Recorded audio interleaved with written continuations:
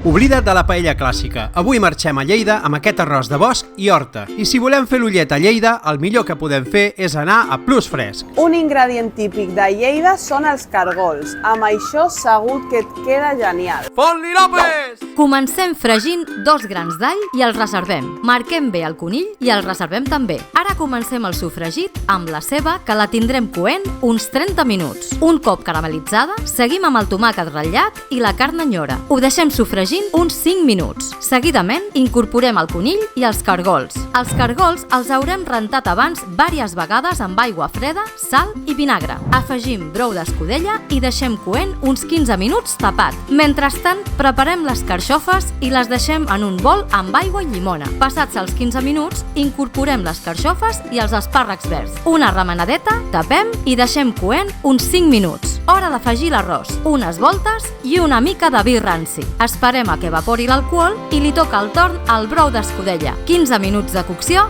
i bon viatge cap a Lleida! Salut i bon menjar!